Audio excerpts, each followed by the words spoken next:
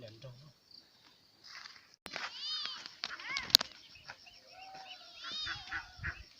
cơ sở tôi đã chi vậy là cơ sở tôi đã chi cơ sở tôi hình chí này tôi sẽ hứa hả cơ sở tôi hình chí tôi sẽ ra chi ồ bây giờ tôi sẽ hứa đấy bây giờ em có giờ trong này cơ sở tôi hình chí người sao không ta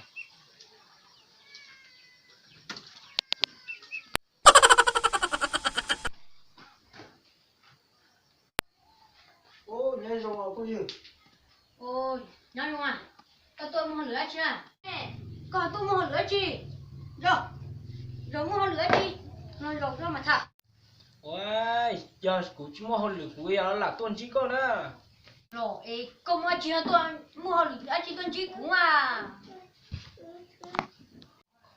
ô nhà lên đợi chị giờ có họ chúng mua hơn lửa có họ nên nó này có chứ nói chị tôi in đồ rồi sẽ cơ của tôi giàu có giờ giàu lấy từ rồi đi chỉ cho xe hết lại thì tục chị đợi đàn đông chị nhưng mà đã tên nói chị của tôi giàu có lò nó không như dùng theo có chắc là có chị tôi giàu có theo cho xe nó giờ đi nữa mà thôn trai nữa Ok. cụ tu là non cụ tu sư mua đan ta tuột đa chó con dung nó thật sự giờ coi tôi giờ cũng mù nó chị thật sự cái đi cho xe lù xưa ồ để chị ba người đàn đông có sẽ cơ sở sẽ đông ha mua tôi nào vì thế chị mua chọn đi trong tôi mua chỉ tỏi đó đã nó trồng cam mù này giờ chỉ mua con dung rồi con hết lâu từ xưa làm cái này smart chưa tôi hết mà Bye. Chào chú thúc. Sorry.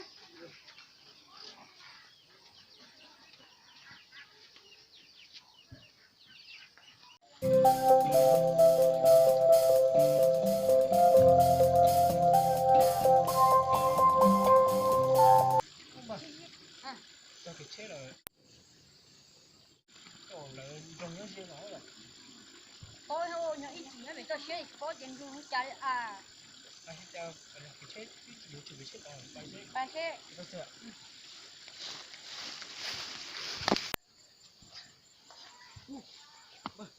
Sao kì luôn? Cái kì lo luôn. À, nó mua lâu là mua chỉ kì à. Cái lù chứ.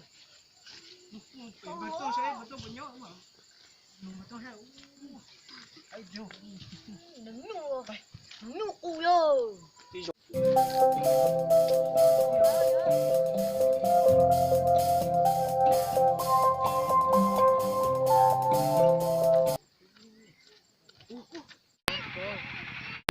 Lần chơi lúa chưa không ha. Để cho nó xí trong này chỉ có lần lúa nè. Cái đàn đó nó là ôn tôi dạy đi. Cái tôi nhớ là nó thêm con tôi giải à lỡ. Rồi, chị mua về mất tông sẽ một tông một nhói mà còn mất tông khéo rồi. Thực hiện chạy à. Ô, nó chỉ sẽ lần chạy lúc lâu đâu to. Qua chiều đó là lúc lo. Rồi. Chắc cái.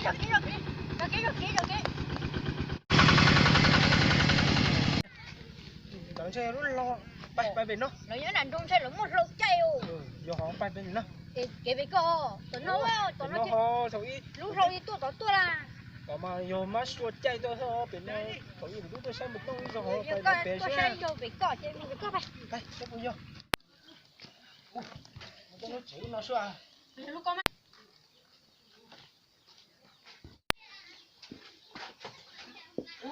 Tôi mà. Tôi mà. Nhưng bây giờ mới tôi là nhưng nó hè. Ủa, giờ chỉ do là tôi làm đó có tôi rồi có phố cái hai cái một là quá chỉ hai luôn ha.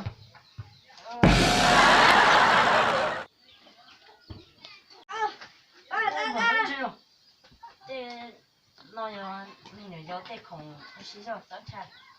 Ồ. Lần trước.那个要带 Chơi 空 cái 洗 làm 澡。 cho em Nhưng mua nó cái đi khủng đá rồi, tôi nó.哦，差不多。那个要带空洗澡。 cái đá xíu mà cái lên kiểu chi á. Tôi chạy ủng hộ.我家过。Sang xe, bây giờ với nào? Rồi. Chạy Sang xe. Chạy chị trai này cái đang ạ. Cái lột nó cái lột tới. Tôi nuôi thế nào cũng này. Đó cũng rõ á.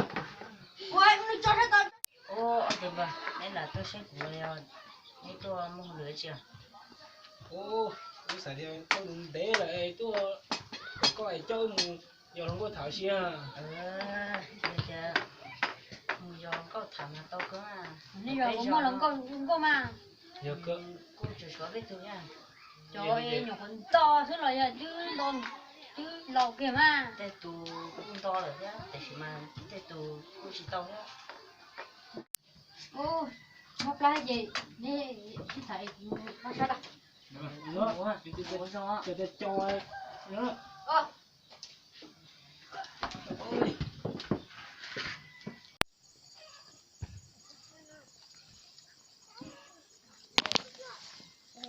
Chỉ xéo rồi, để chỉ nhau số. Để chỉ nhau số.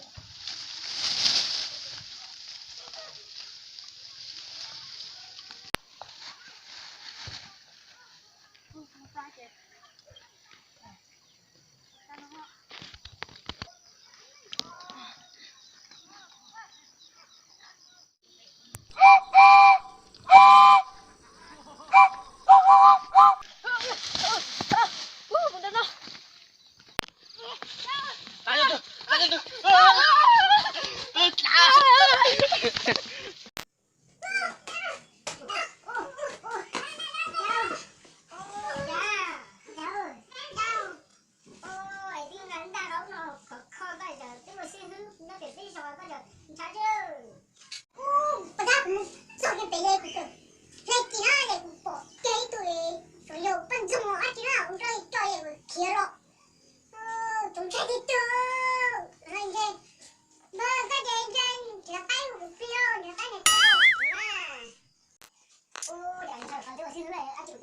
những video